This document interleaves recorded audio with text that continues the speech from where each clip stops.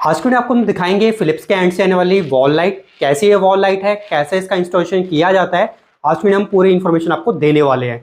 अभी तक आपने मेरे चैनल को सब्सक्राइब नहीं किया है तो प्लीज़ मेरे चैनल को सब्सक्राइब कर लीजिए ताकि आपको ऐसे लेटेस्ट वीडियोस मिलते रहे। तो इस तरीके के बॉक्स में आती है फिलिप्स के एंड से आने वाली वॉल लाइट। मैंने पैक ऑफ 2 ऑर्डर किया था।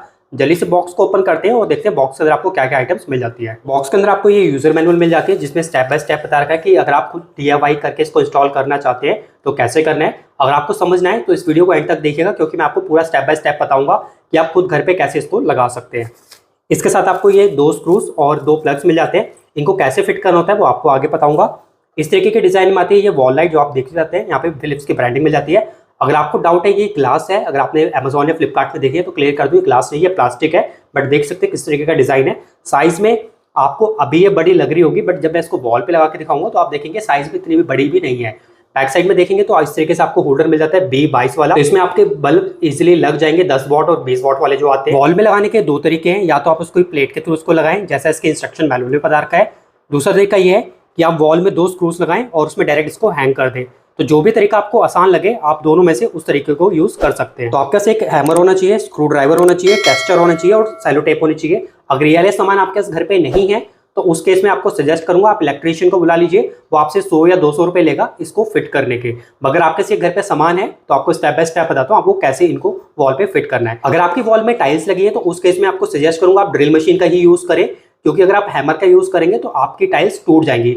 मेरे केस में भी यही प्रॉब्लम है, मेरी वॉल्स में टाइल्स लगी हुई हैं तो उस केस में मुझे ड्रिल मशीन का यूज करना पड़ेगा होल करने के लिए। बाकी सारी चीजें तो अगेन यूज होंगी ही। तो इस होल्डर की जगह पे मैं फिलिप्स की वॉल लाइट यहाँ पे लगाने वाला हूँ और इसके लिए सबसे पहला स्टेप ये होता है कि आपको अपने घर की मेन पावर सप्लाई को ऑफ करना होता है, जिसको मैं कर चुका हूँ।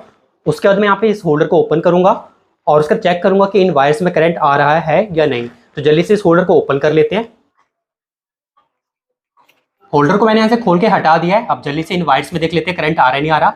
तो कोई रेड लाइट नहीं जल रही है, दोनों में चेक कर लेते हैं। तो इसका मतलब कोई करंट नहीं आ रहा। अब मैं करूंगा क्या, इस डिस्क को भी रिप्लेस करूंगा। प्लस जैसे मैंने आपको पहले बताया था मेरे केस में टाइल्स लगी हुई हैं तो यहाँ पे मुझे अब ड्रिल मशीन से होल करना पड़ेगा, क्योंकि अगर मैं हैमर की हेल्प से यहाँ पे होल करूंगा या कील लगाऊंगा या स्क्रू लगाऊंगा तो उस केस में टाइल जो है वो क्रैक हो जाएगी। आपको जिस भी हाइट में इसको लगाना है उसके अकॉर्डिंग जो इसकी प्लेट आपको इसके साथ मिलती है बैक साइड वाली उसको अलाइन कर ले और यहाँ पे मार्किंग कर ले। तो मैं यहाँ पे लगाने वाला हूँ तो उसके अकॉर्डिंगली यहाँ पे मैं मार्किंग कर देता हूँ और यहाँ पे मुझे फिर ड्रिल मारना पड़ेगा।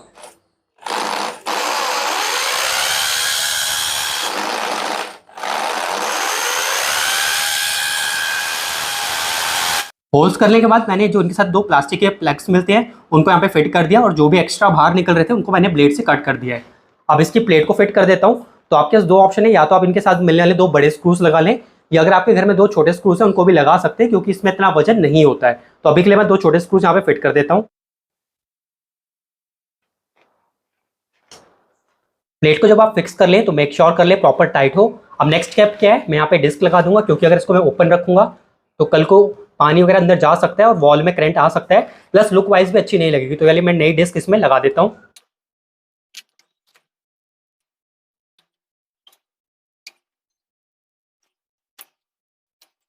अब कनेक्शन करने के लिए इन वायर्स को छिल लेते हैं। अगेन आप पहले चेक कर लें कि करंट ना आ रहा हो, क्योंकि कई बार होता क्या है कि बैक एंड में किसी ने ऑन कर दिया हो तो आपको शॉक वगैरह लग सकता है। तो देखिए कि यहाँ पे लाइट नहीं जल रही है तो उसका मतलब करंट नहीं आ रहा है। तो इन वायरिंग को मैं जल्दी से छिल देता हूँ।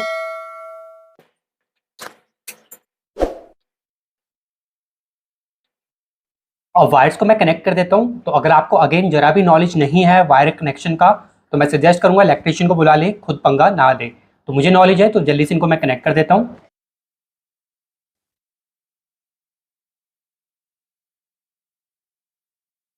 वायरिंग मैंने पूरी कर दी है। अब नेक्स्ट स्टेप क्या है, आप इसमें पहले ही बल्ब लगा दें क्योंकि इसका जो होल्डर है वो बहुत टाइट है। तो अगर आप इसको प्लेट में फिट करने का लास्ट में बल्ब का लगाएंगे तो उसको लगाना मुश्किल हो जाएगा। तो अभी के लिए मैं 10 वॉट का बल्ब लगा देता हूँ यहाँ पे। इसको मैंने लगा दिया है। अब लास्ट स्टेप बस ये है कि इसको यहाँ पे इसकी प्लेट में फिट करना होता है और दोनों साइड में स्क्रूज लगाने होते हैं जो इसके साथ दिए हुए हैं कंपनी ने।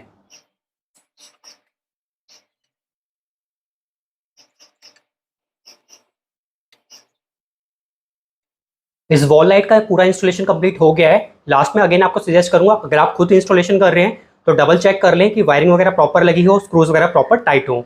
अब मैं करता क्या हूँ, घर की मेन लाइट को ऑन कर देता हूँ और आपको टेस्ट करा के बताता हूँ कि लुक वाइज कैसे दिखती है जब हम इसकी लाइट को ऑन करते हैं। तो आप देखेंगे कुछ इस तरीके का लुक आता है स्लाइड को लगाने के बाद। अगर आपके मन में कोई भी डाउट है इंस्टॉलेशन से रिलेटेड तो आप कमेंट सेक्शन में जाकर क्वेश्चन कर सकते हैं, हम उसका जरूर रिप्लाई करेंगे। अगर आपको दोस्तों वीडियो अच्छा लगा तो प्लीज वीडियो को लाइक कीजिएगा, चैनल को सब्सक्राइब जरूर कीजिएगा।